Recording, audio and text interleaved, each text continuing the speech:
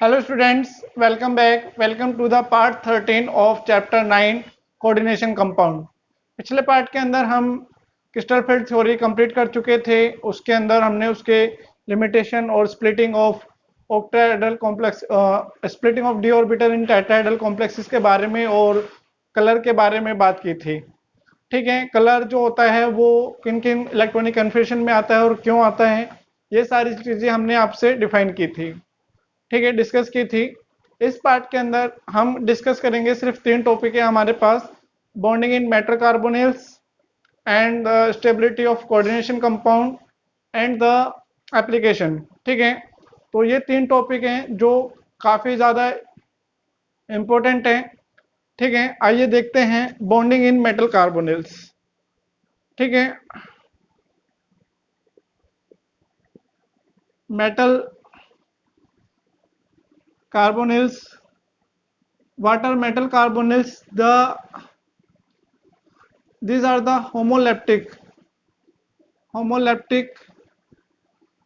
complexes in which metal atom is bonded to carbonyl molecules only। ठीक है, जैसे आपके पास है NiCO4।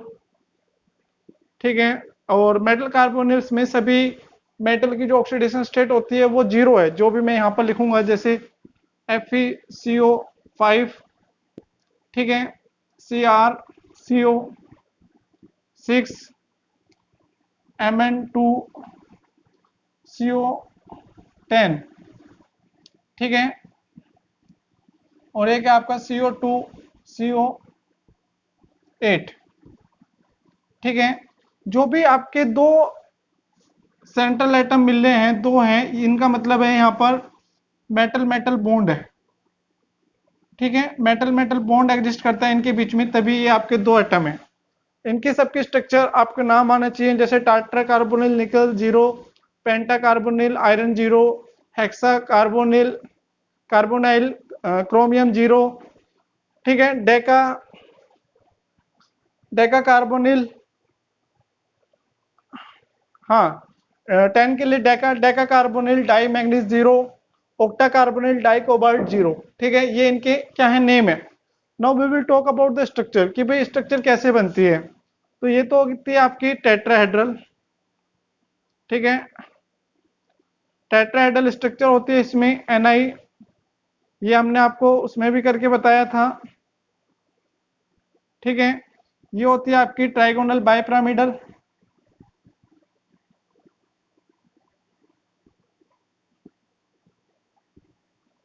ठीक है, ये होती है आपकी ऑक्टाहेड्रल CrCO।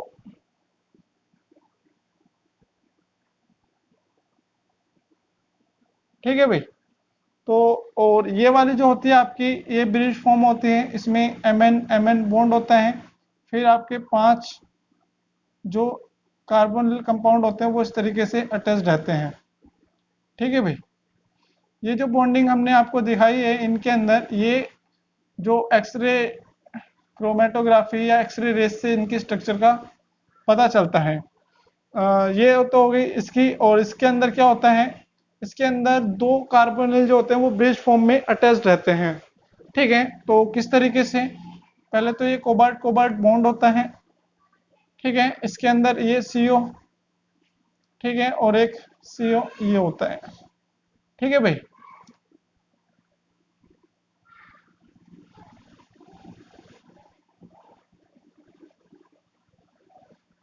इस तरीके से ये स्ट्रक्चर होती है।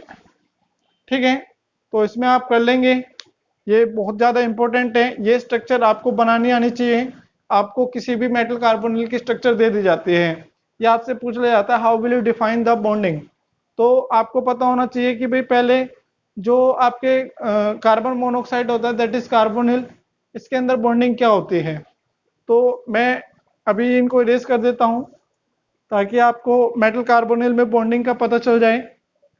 तो इसमें क्या होता है,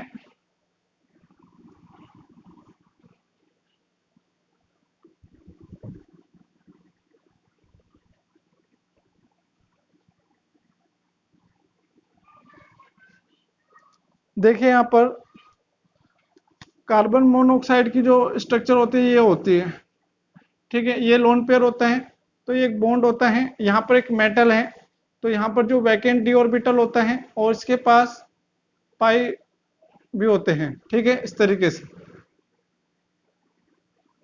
ठीक है। तो ये वाला जो मेटल है, मेटल का जो ये वाला है, ये इसके साथ बॉन्डिंग कर लेता है, लेकिन मेटल के जो वैकेंट डी ऑर्बिटल होते हैं, डी ऑर्बिटल क्या होते हैं, डबल डबल शेल होते हैं, इसके अंदर क्या होते हैं, लोन पेयर्स होते हैं, ठीक है। डी ऑर्बिटल के जो लोन पेयर्स होते हैं वो इसके साथ क्या कर लेते हैं, पेयरिंग कर लेते हैं, and this effect is called synergetic effect. Synergetic effect को हम कैसे इफेक्ट करेंगे, the effect which arises due to the back bonding between the pi orbitals of vacant d orbital of metal and the vacant pi orbital of carbon in carbon monoxide, ठीक है। Carbonyl के अंदर जो क्या होते हैं, ये आपका, ठीक है, ये आपके पाई ऑर्बिटल्स होते हैं। पाई ऑर्बिटल्स तो आपको पता है किनको बोलते हैं, जिनमें साइड वाइज ओवरलैपिंग होती है, तो ये साइड वाइज ओवरलैपिंग हो रही है, हेड टू हेड ओवरलैपिंग नहीं हो रही है, ठीक है। तो ये वाले आपकी, ये आपका मेटल मेटल कार्बन बॉन्ड बन गया, जो आपका कोवलेंट बॉन्ड बनते हैं, सॉरी कोऑर्डिनेट बॉन्ड बनते ही है। लेकिन कोऑर्डिनेट बॉन्ड बनने के साथ साथ यहाँ पर क्या होता है, जो इसके मेटल के डी ऑर्बिटल होते हैं उनके अंदर जो लोन पेयर होते हैं वो क्या करते हैं, जो आपके क्या होते हैं, कार्बन के जो वैकेंट पाई ऑर्बिटल होते हैं उनके इलेक्ट्रॉन उनके साथ शेयर कर लेते हैं और ओवरलैपिंग कर लेते हैं, जिससे क्या होता है, जो मेटल कार्बन बॉन्ड है वो ज्यादा स्ट्रॉन्ग हो जाता है। The bonding between the metal and the back bonding between metal and carbon due to the overlapping of pi orbital which increase the strength of metal and carbon bond, this effect is called synergetic effect, ठीक है।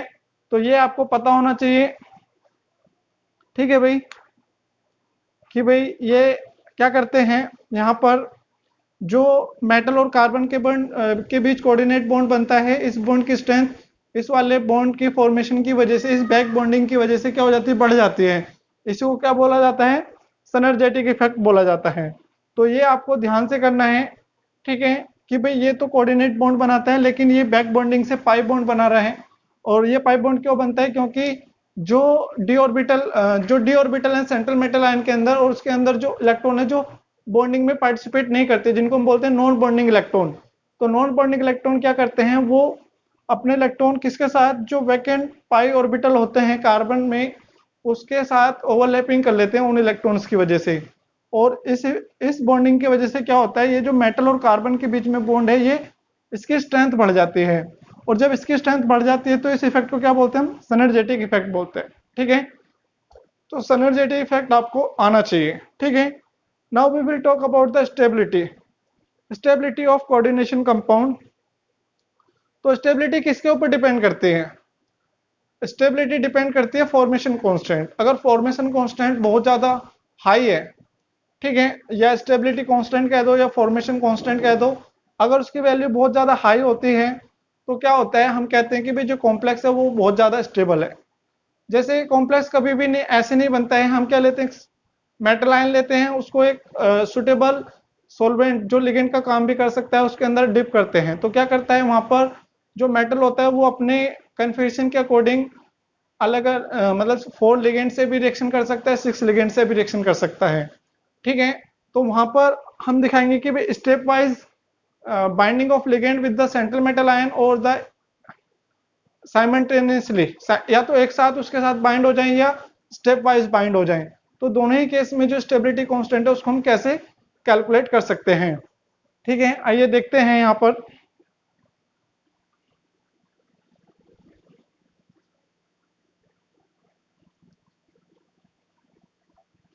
ये बहुत आसान है। देखो मैंने इसको बहुत सिंपल लैंग्वेज में आपको बताया है सिनर्जेटिक इफेक्ट को, ये आपको देखना है। हाँ, स्टेबिलिटी ऑफ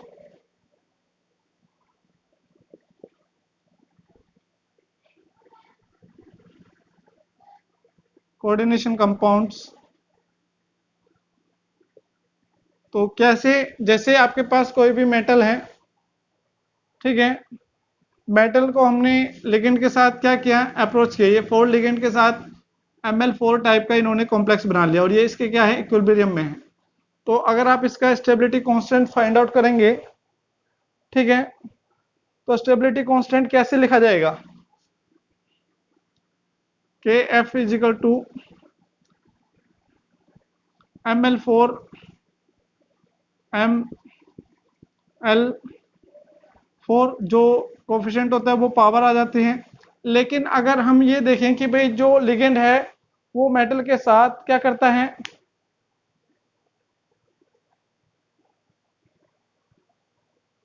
तो अगर Kf की वैल्यू हमें ज़्यादा चाहिए तो इसकी वैल्यू ज़्यादा होनी चाहिए। तो ये आप कहेंगे कि भाई higher the value more will be the stability and amount of complex formed. ठीक है, एक तो क्या होगा, अगर जो आपका फॉर्मेशन कांस्टेंट है उसकी वैल्यू अगर बहुत ज़्यादा है तो जो आपका कॉम्प्लेक्स बना है उसकी भी स्टेबिलिटी ज़्यादा होगी, उसकी वैल्यू भी ज़्यादा होगी, मतलब वो ज़्यादा अमाउंट में आपके पास प्रोड्यूस हो जाएगा। Now we will talk about the stepwise, कि भाई स्टेप वाइज हम उसको कैसे सिंप्लीफाई कर सकते हैं। क्या ये चारों लिगेंड एक साथ इसके साथ जाके क्या कर लेते हैं, बाइंड हो जाते हैं? नहीं, ऐसा नहीं होता है। ये क्या होता है, स्टेप वाइज बाइंडिंग होती है। जैसे आपके पास M+L इसने बनाया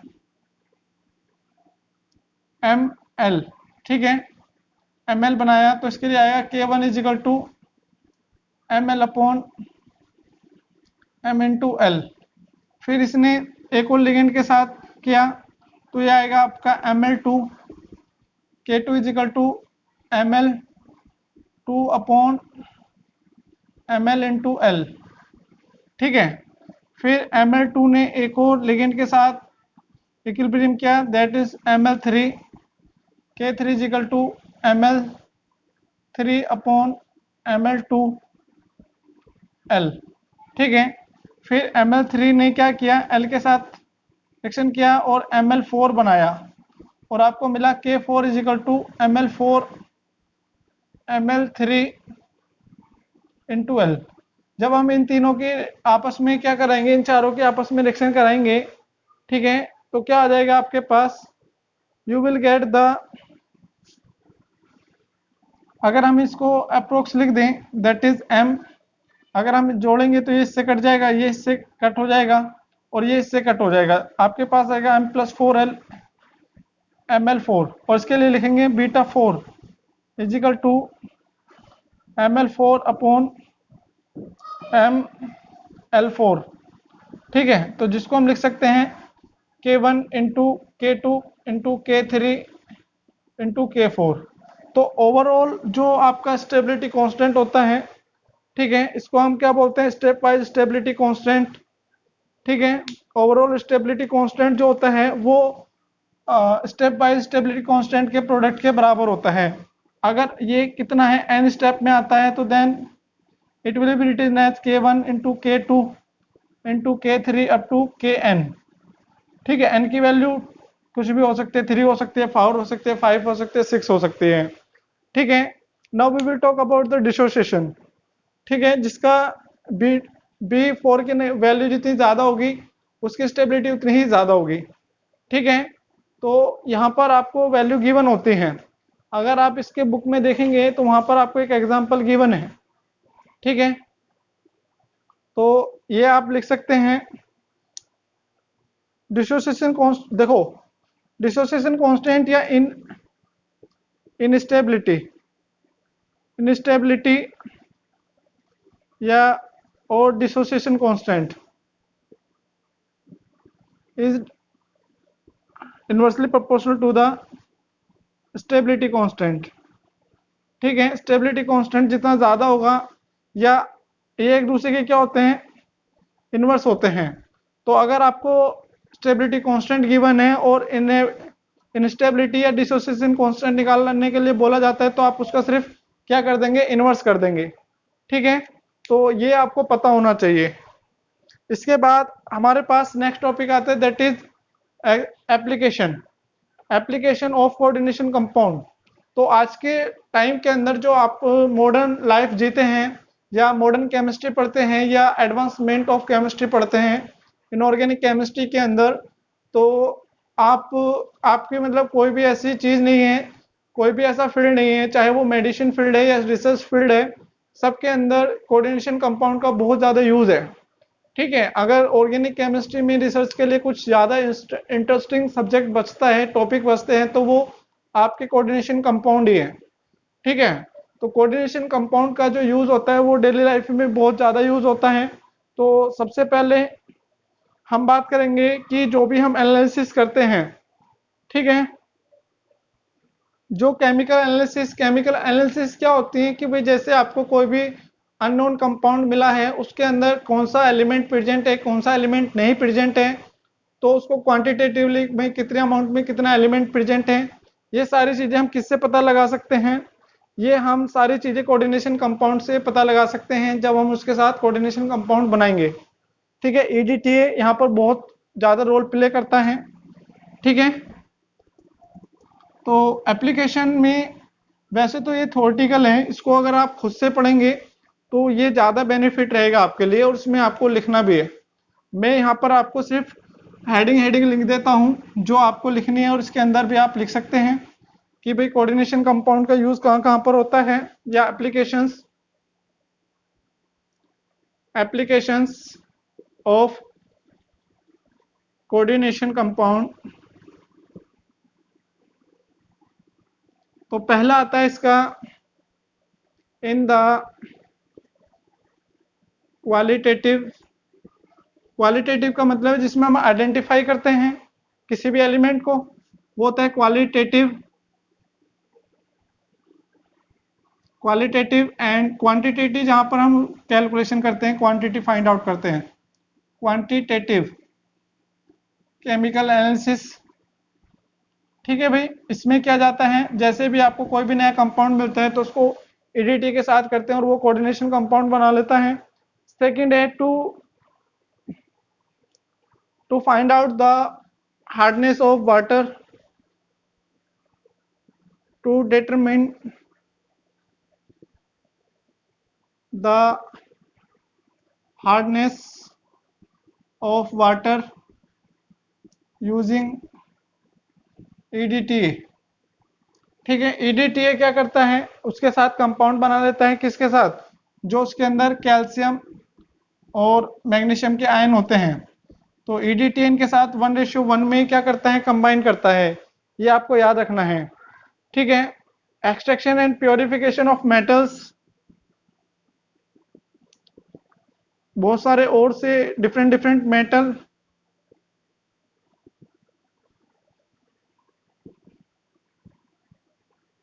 ठीक है, जैसे गोल्ड और आयरन निकल जो होते हैं, ये सभी इन्हीं से की जाती हैं। ठीक है, प्योरिफिकेशन भी इसी से किया जाता है।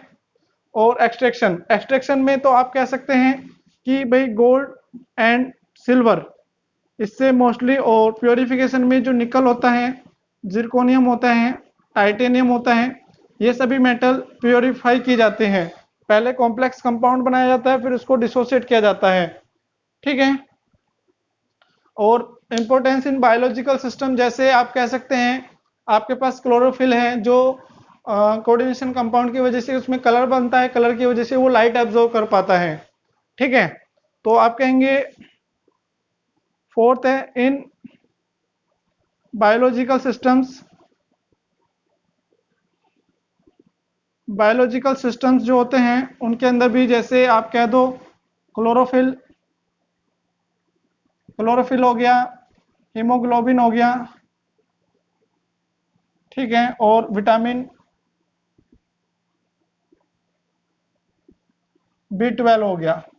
क्लोरोफिल में आपका होता है मैग्नीशियम, इसमें होता है आयरन, एंड इसके अंदर होता है कोबाल्ट। ठीक है, तो ये आपको कॉम्प्लेक्स बनाते हैं, तभी वो अपना वर्क कर पाते हैं ठीक से। ठीक है, और as a catalyst in chemical reaction,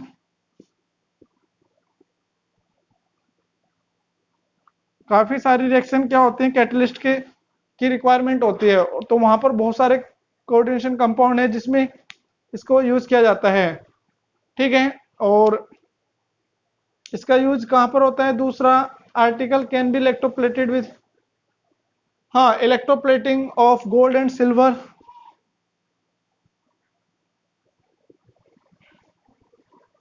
electroplating of gold, silver and gold on other metals. It is done by the, और भी हैं जैसे ब्लैक एंड व्हाइट फोटोग्राफी में क्या होता है, आपका सिलिकेट, सोडियम सिलिकेट यूज होता है, और इसमें चिलेट थेरेपी, जो फूड पॉइजनिंग हो जाती है, चिलेट थेरेपी बहुत ज़्यादा इंपॉर्टेंट है। चिलेट थेरेपी जो होती है इसमें क्या होता है, जैसे फूड पॉइजनिंग हो जाती है, फूड पॉइजनिंग उसको क्या करने के लिए, ठीक करने के लिए हम ईडीटीए यूज करते हैं। जैसे मरकरी पॉइजनिंग हो गई, लेड पॉइजनिंग हो गई, उसमें ईडीटी क्या करेगा, मरकरी या लेड के साथ कंबाइन करके उसको एक्सट्रैक्ट कर देता है। तो चिलेट थेरेपी में हम क्या कराते हैं, उसको ईडीटीए, ईडीटीए क्या किया जाता है, जहां पर जिस बॉडी के जिस पार्ट के अंदर वो पॉइजनिंग होती है वहां पर ईडीटीए भेजा जाता है, और ईडीटीए क्या करता है, जो भी वहां पर पॉइजनिंग कोज कर रहा है उस कंपाउंड के साथ चिलेट बना लेता है। चिलेट क्या होते हैं, जो क्या करते हैं, कॉम्प्लेक्स बनाते टाइम एक रिंग फॉर्म बना लेते हैं, तो रिंग फॉर्म बन जाते हैं तो वो बहुत ज्यादा स्टेबल हो जाते हैं। तो स्ट्रक्चर को तो चिलेट बोलते हैं, और क्या बोलते हैं, उस इफेक्ट को चिलेटिंग इफेक्ट बोलते हैं, ठीक है। इस तरीके से हम उससे क्या कर लेते हैं, फूड पॉइजनिंग को ट्रीट, क्योर कर लेते हैं, उसका ट्रीटमेंट हो जाता है, ठीक है। तो इस इतने सारे यूजेस देख के आपको पता ही चल गया होगा कि भाई कोऑर्डिनेशन कंपाउंड के बिना तो हम जो केमिस्ट्री है, इनऑर्गेनिक केमिस्ट्री, उसको इमेजिन ही नहीं कर सकते, ठीक है। तो इसी के साथ हमारा चैप्टर 9 कंप्लीट हो जाता है। अगर ये वीडियो आपको अच्छी लगी हो तो इसको लाइक कीजिए, शेयर कीजिए, और अगर आप नए हैं और आपने चैनल सब्सक्राइब नहीं किया है तो उसको सब्सक्राइब कीजिए, ताकि आगे भी आपको इसी तरीके से वीडियोस मिलती रहें, ठीक है। और अपने घर पर रहिए, सेफ रहिए and keep studying. Thank you.